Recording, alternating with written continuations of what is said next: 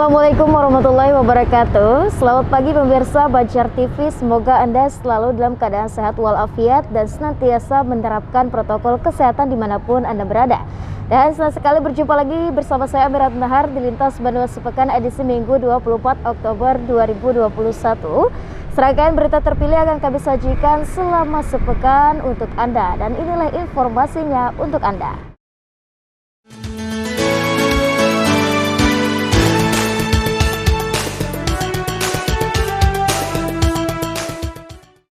Ya pemirsa, mengawali Lintas Bandung Sepekan kali ini, informasi diawali dari kunjungan kerjanya ke Kalimantan Selatan. Presiden Joko Widodo meresmikan pabrik biodiesel milik PT John Lynn Agro Raya di Kabupaten Tanah Bumbu. Selanjutnya juga Presiden Jokowi meresmikan jembatan Sungai Alak 1 yang terletak di antara Kota Banjarmasin dan Kabupaten Barito Kuala. Dengan diresmikannya jembatan kabel dan lengkung pertama di Indonesia ini, Presiden Joko Widodo juga berharap pemirsa bisa dipergunakan masyarakat karena merupakan jalur Trans Kalimantan menuju Kalimantan Tengah.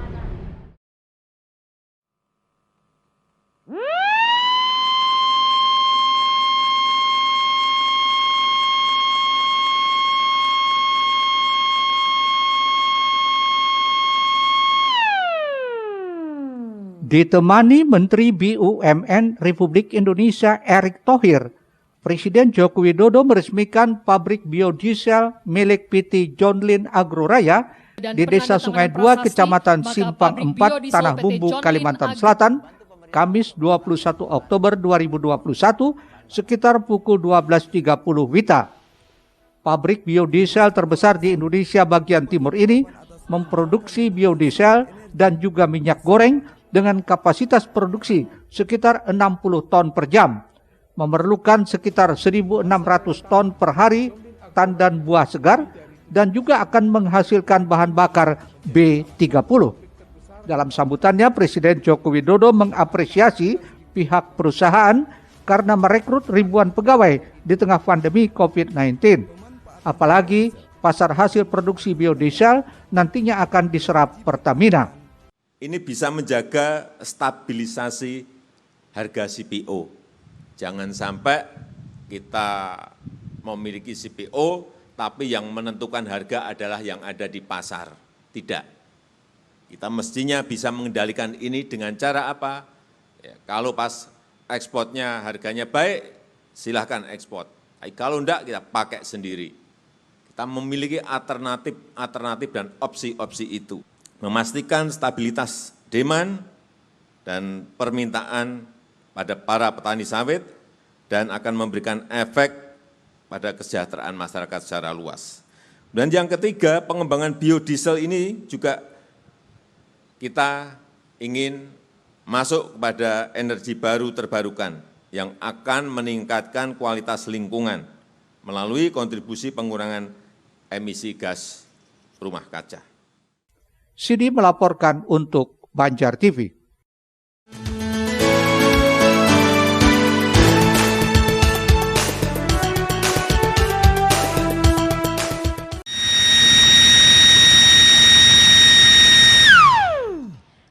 Ditandai penekanan tombol sirene didampingi 3 Menteri Kabinet Indonesia Maju, yakni Menteri PUPR Basuki Hadi Mulyono, Menteri BUMN Erick Thohir, Menteri Sekretaris Negara Pratikno, serta Gubernur Kalimantan Selatan Syahbiri Nur. Presiden Joko Widodo meresmikan jembatan Sungai Alalak 1, Kamis 21 Oktober 2021 sekitar pukul 16 WITA. Dibangun dengan dana hampir 287 miliar, jembatan Sungai Alalak 1 diklaim tahan gempa dan kuat hingga 100 tahun yang dibangun dengan teknologi tinggi.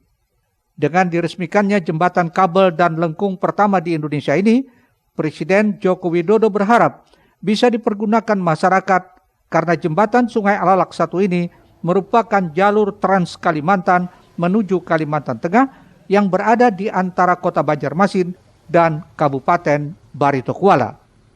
Saya mendengar bahwa masyarakat sudah tidak sabar lagi menunggu peresmian jembatan ini karena jembatan ini memiliki fungsi yang sangat penting sebagai jalur utama akses Kota Banjarmasin dengan berbagai wilayah di Kalimantan Selatan dan di Kalimantan Tengah, sekaligus juga mengatasi kemacetan.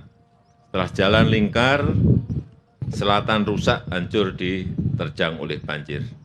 Saya berharap kehadiran jembatan ini akan memperkuat konektivitas antar wilayah di Kalimantan Selatan, memperlancar arus transportasi antar daerah, mengefisienkan biaya-biaya logistik, dan mendorong pertumbuhan ekonomi di daerah-daerah sekitarnya, serta menciptakan sentra-sentra ekonomi baru. Sidi melaporkan untuk Banjar TV. Informasi selanjutnya, pemirsa, status PPKM level di Banjarmasin kini turun menjadi level 2. Dan dengan kelonggaran itu, pemirsa, maka sektor pariwisata akan segera dibuka. Sementara itu juga, meski tempat wisata sudah mulai boleh dibuka, pemirsa, namun untuk tempat hiburan malam masih belum bisa beroperasi karena harus melakukan pembatasan yang telah ditentukan. Kota Banjarmasin kini kembali turun level untuk pemberlakuan pembatasan kegiatan masyarakat. Dari sebelumnya berada di level 3, kini turun lagi ke level 2. Kabar baik tersebut sebelumnya disampaikan langsung oleh Menteri Koordinator Perekonomian Airlangga Hartanto pada Senin 18 Oktober 2021. Menanggapi hal itu, Wali Kota Ibnu Sina menyatakan bersyukur dan ini merupakan kerja keras semua pihak, dan yang terpenting adalah akan membawa dampak positif bagi sektor ekonomi di Kota Banjarmasin. Pasalnya dengan status PPKM level 2, sektor esensial bisa diberlakukan 100%, termasuk restoran, kegiatan belajar mengajar juga 50%. Sektor pariwisata yang akan segera dibuka namun masih dalam tahap persiapan agar tidak terjadi kembali penyebaran maupun klaster baru COVID-19. Itu adalah usaha kita bersama-sama, tapi tetap dengan protokol kesehatan.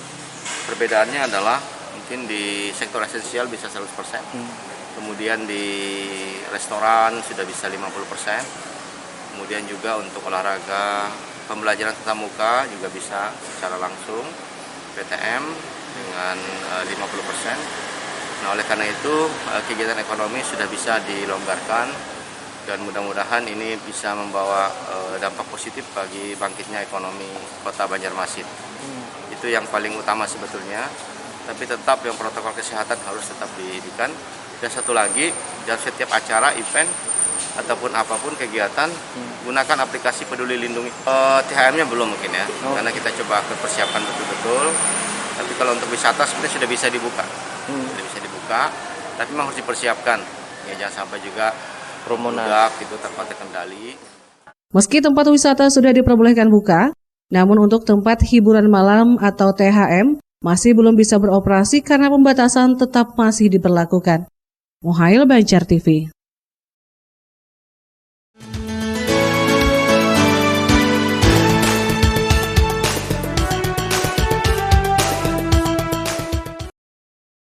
Selanjutnya, pemirsa, Bupati Saidi Mansur bersama jajaran Forkopimda Banjar mengikuti kegiatan dialog bersama Presiden RI Joko Widodo secara Zoom meeting. Dalam kesempatan kali ini, pemirsa, Presiden Jokowi meminta percepatan vaksinasi secara nasional hingga akhir Desember 2021 ditarget 70% masyarakat sudah bisa menerima vaksin. Sementara itu juga, pemirsa, sekalipun sudah terjadi penurunan kasus COVID-19 dan pasien yang dirawat di RSUD Ratu Zaleha sudah nihil, namun saat ini Kabupaten Banjar masih menyandang status level 3 PPKM dan hal ini dikarenakan persentase vaksin yang masih sangat rendah. Dalam kunjungan kerjanya ke Kalimantan Selatan, Presiden RI Joko Widodo meninjau pelaksanaan vaksinasi massal digelar Dinas Kesehatan Provinsi bekerjasama dengan RSUD Ansari Saleh dan Dinas Kesehatan Kota Banjarmasin. Kunjungan ini untuk memastikan percepatan vaksinasi di kabupaten kota di Kalimantan Selatan yang telah berjalan, sehingga diharapkan segera memberikan perlindungan maksimal kepada masyarakat. Presiden juga melakukan dialog dengan pimpinan daerah terkait pelaksanaan vaksin di masing-masing daerah melalui konferensi video.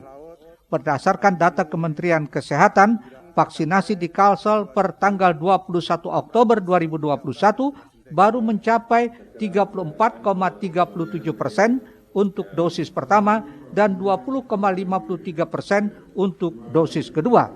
Jokowi berharap agar capaian vaksin pada akhir Desember tahun ini secara nasional mencapai 70%. Akhir Desember, kita berharap 70% warga kita sudah tervaksin. Tadi saya mendapatkan laporan dari Gubernur Kalimantan Selatan bahwa di provinsi, kabupaten, dan kota yang ada di provinsi Kalimantan Selatan baru mencapai 33%. Oleh sebab itu, ini perlu kerja keras, dan saya minta seluruh kota dan kabupaten bekerja, Dandimnya, Kapolresnya, kepala daerahnya, semua bersama-sama bekerja sehingga vaksin yang ada di setiap kabupaten dan kota segera dihabiskan. Di Kabupaten Banjar, konferensi video bersama Presiden Jokowi digelar di SMA Negeri 1 Martapura. Sekaligus dilaksanakan vaksinasi massal untuk pelajar dalam rangka pembelajaran tatap muka di tempat tersebut. Bupati Banjar berharap kedatangan Presiden Jokowi dapat memotivasi masyarakat mengikuti vaksinasi. Kabupaten Banjar saat ini adalah 3.000, kurang lebih 7.000 ya hampir 3.688 dosis yang dipakai hari ini yang dilakukan vaksinasi massal, baik itu sekolah SMA maupun juga madrasah bahkan pondok pesantren dilaksanakan. Target tersebut tentu tidak akan mencukupi sebenarnya, maka dari itu juga nanti kami akan bersurat ke Menkes, ke pemerintah daerah atau melalui provinsi untuk minta penambahan vaksin.